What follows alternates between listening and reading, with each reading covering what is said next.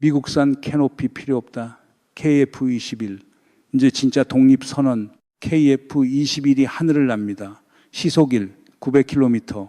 우리 손으로 만든 초음속 전투기가 남의 상공을 가릅니다. 그런데 이 전투기를 다른 나라에 팔려고 하면은 미국한테 허락을 받아야 합니다. 아니 잠깐만요. 우리가 만든 거 아닌가요? 맞습니다. 우리가 설계하고 우리가 조립하고 우리 조종사가 탑니다. 그런데 딱 하나 조종석을 덮는 투명한 덮개 하나 이걸 미국 회사 거 쓰고 있어요. 그 순간 이 전투기는 미국 수출통제법 적용 대상이 됩니다. 팔고 싶으면 워싱턴 승인 받으세요. 그게 지금 KF-21의 현실입니다. 오늘 이 얘기를 끝까지 들으시면 왜 지금 한국이 미사일을 따로 만들고 레이더를 따로 개발하고 심지어 핵연료 제철이 문제까지 같은 맥락에서 움직이는지 그 구조가 한 줄로 보이게 됩니다. 주류 언론은 이걸 각각 별개 기사로 씁니다.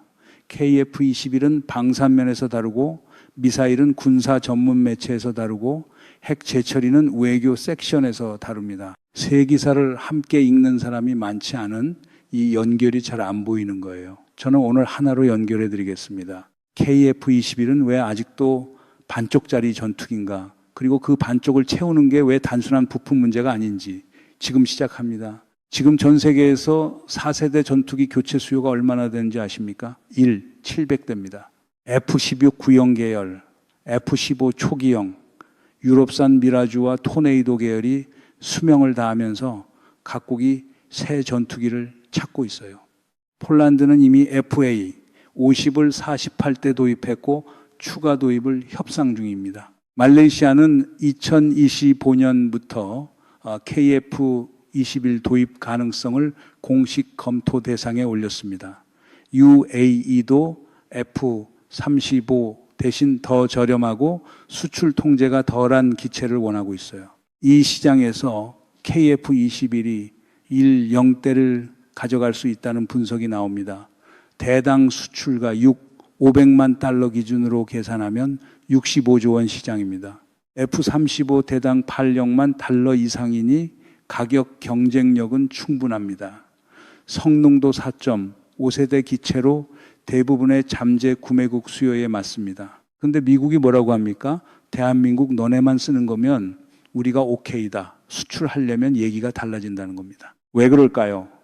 이게 단순히 기술 보호 때문이라고 생각하시면 오늘 여기서 시각 업그레이드가 필요합니다.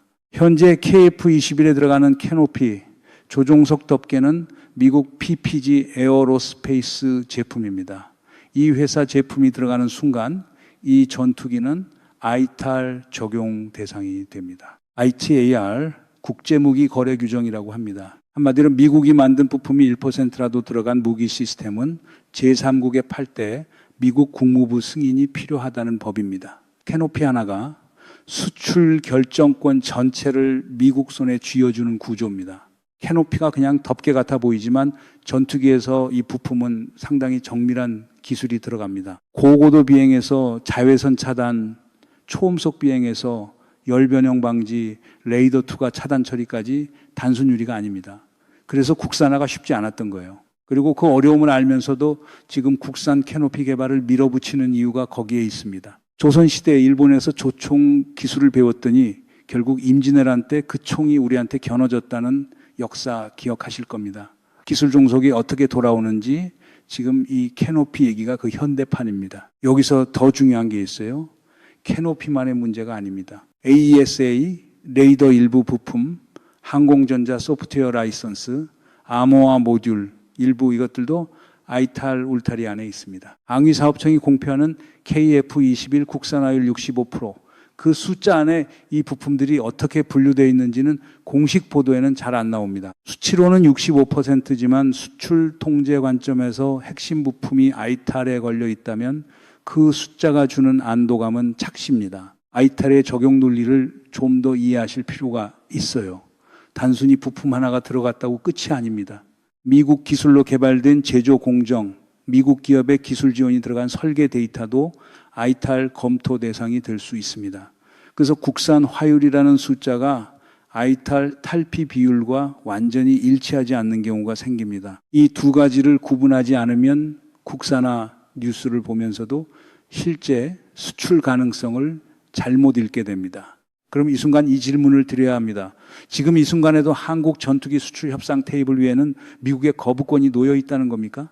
네, 그렇습니다.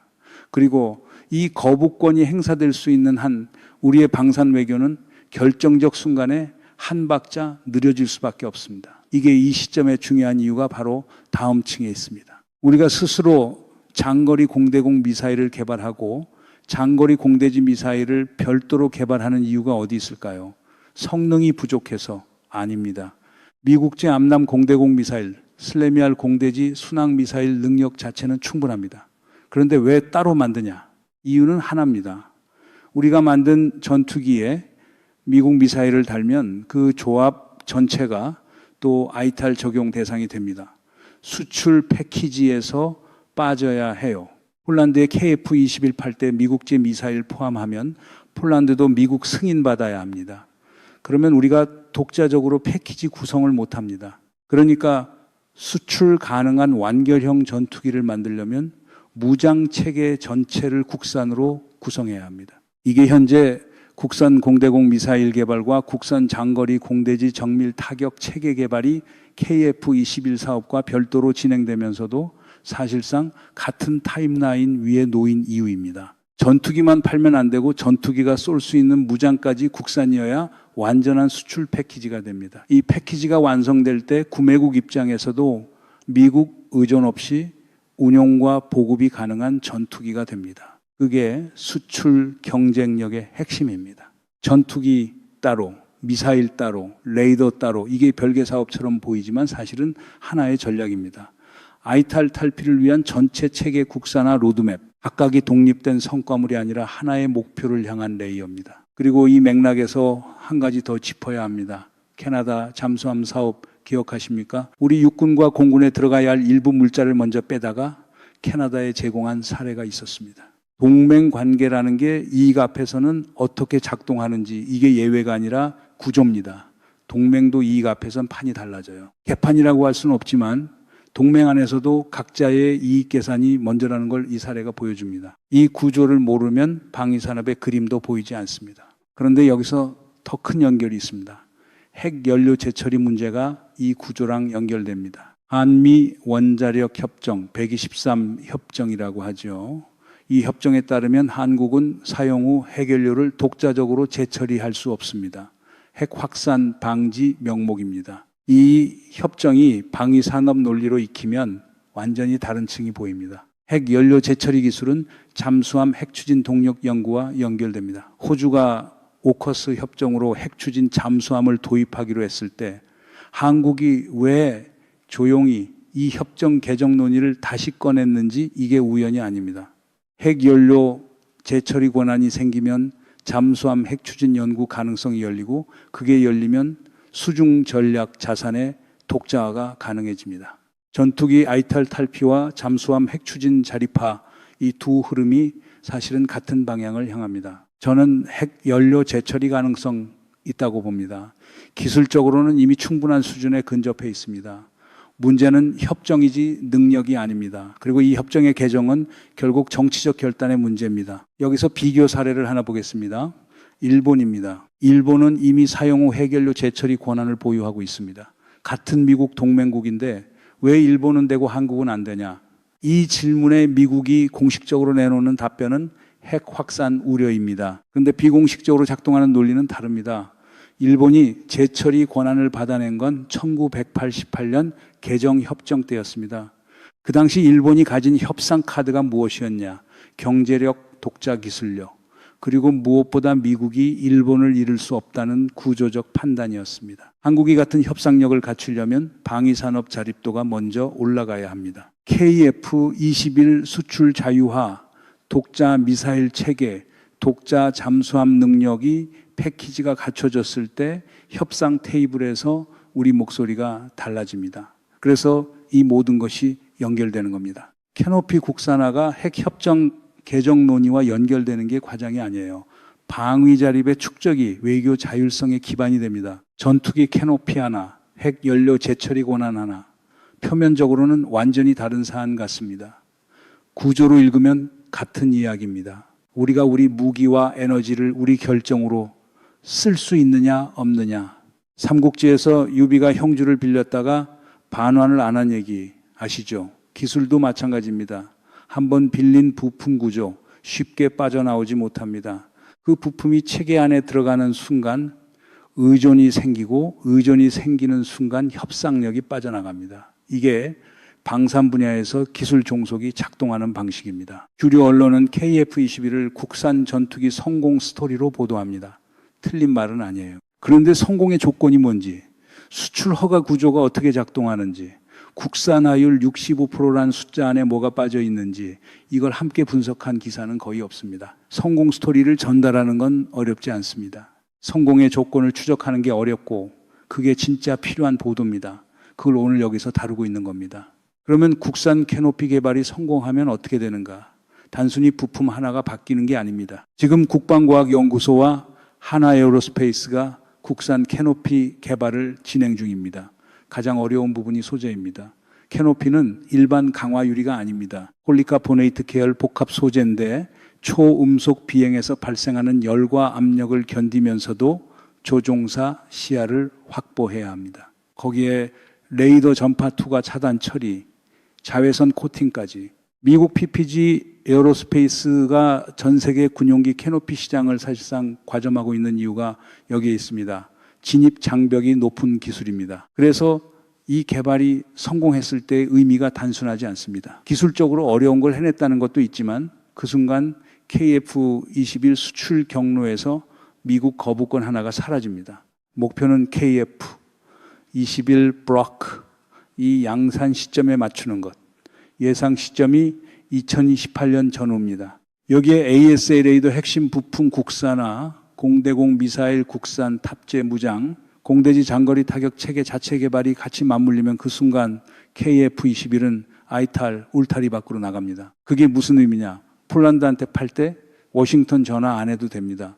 말레이시아 협상 테이블에서 미국 승인 기다릴 필요 없습니다. UAE, 사우디, 동남아 국가들 수출 결정을 우리가 합니다. 패키지 가격도 우리가 구성합니다.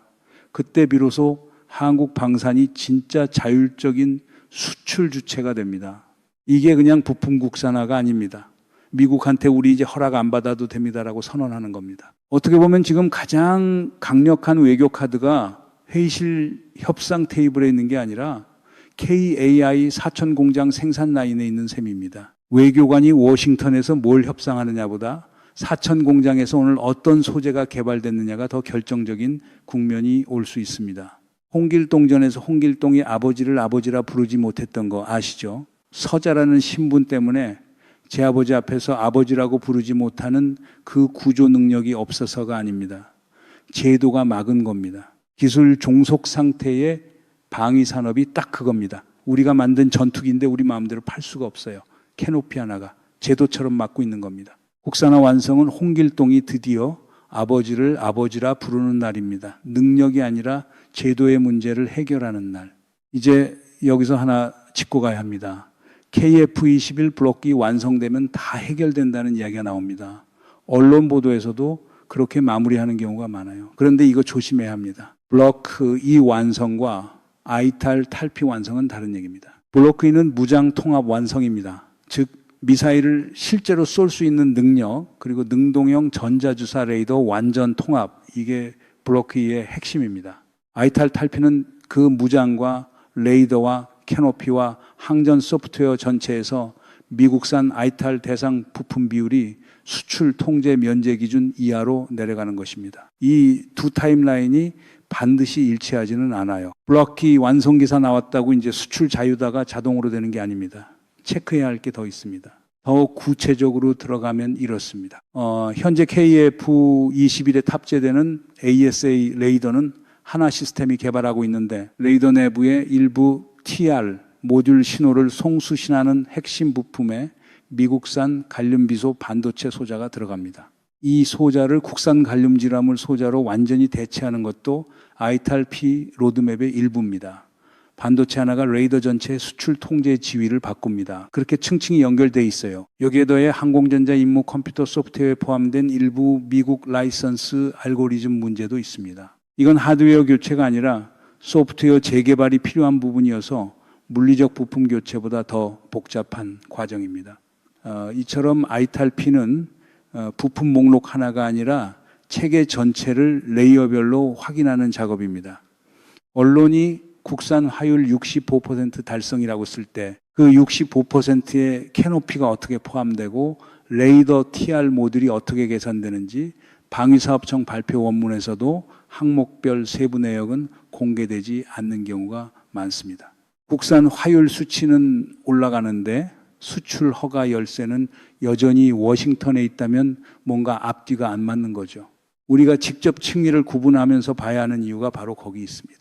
폴란드 협상은 지금 진행 중이고 말레이시아는 2025년부터 KF21 도입 가능성을 공식 검토 중입니다. 이 구매 협상들의 실제 결정 타임라인은 2016년에서 2017년 사이로 예상됩니다. 그 타임라인 안에서 아이탈탈피가 얼마나 완성되느냐, 이게 KF21 수출 전략의 핵심 변수입니다. 그리고 여기서 미국의 입장을 한 번 더 봐야 합니다.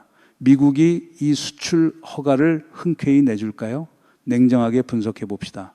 KF21이 F-35와 같은 시장에서 경쟁하는 날, 미국 록히드 마틴 입장에선 우방의 전투기가 아니라 경쟁 제품입니다. 너네만 쓰면 OK라는 말의 구조적 의미는 그겁니다. 한국이 자국 방위에 쓰는 건 미국 방산 매출에 영향 없습니다. 오히려 좋아요.